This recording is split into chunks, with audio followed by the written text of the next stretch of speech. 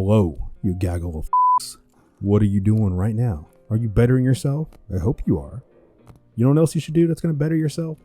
Hit that like button, subscribe to the channel, and leave a comment below for the algorithm gods. It helps and it's free, and we like free. So let's talk community involvement, shall we? How involved are you with your community or neighbors? How well do you know your neighbor or neighbors? What do you bring to the community besides being a loot drop? There are many methods to getting involved within your community. Many, churches, local politics, public events, volunteering. And if you are an active component for your community, good. Keep going. You're probably doing better than me. But speaking of me, people like me, for example, I don't like being in large gatherings. I don't like social events. I don't like socializing much in general. I much prefer to be with those who are close to me and myself. Like what I've been told, I am an introvert, if you know what that term means. And this makes it hard to get to know thy neighbor, right? But if I can get out there and be involved, I think you can too. Unless you have autism or something, then it's a different story. But I probably have autism too. So let me bring up something that I think is important for everyone to do as part of your requirement for yourself and your community. And what we're going to cover is CERT.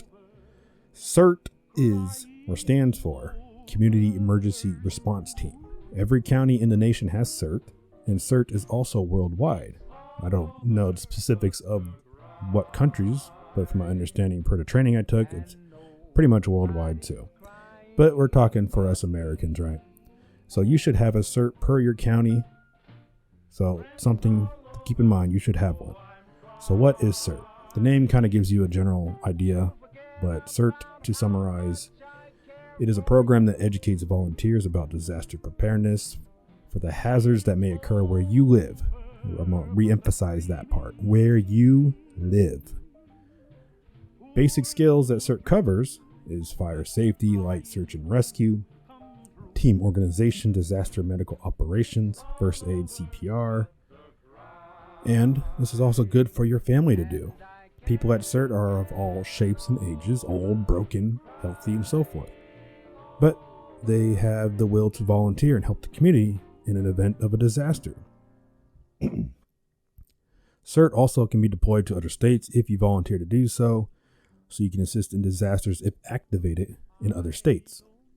And from my understanding too, with that aspect, you also get paid from FEMA or something like that. But you'll learn it in your class if you take it.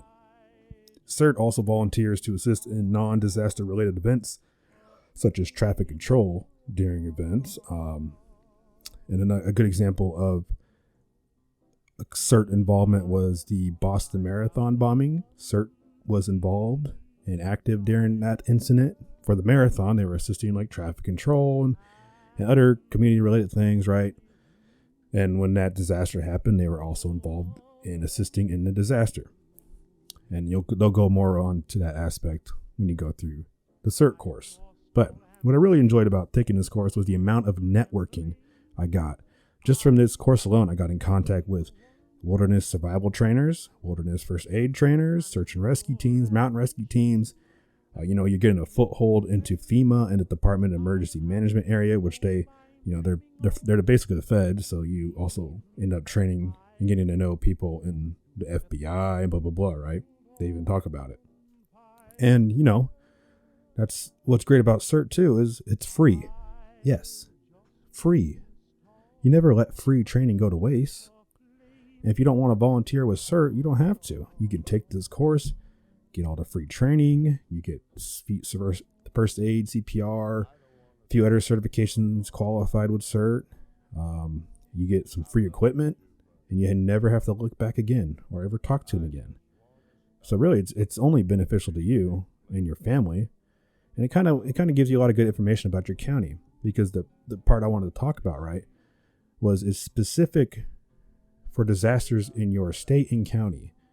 For example, where I live in Washington, the biggest thing is the Cascadia event. The big giant Cascadia earthquake that's long overdue, that's going to screw up this state really bad.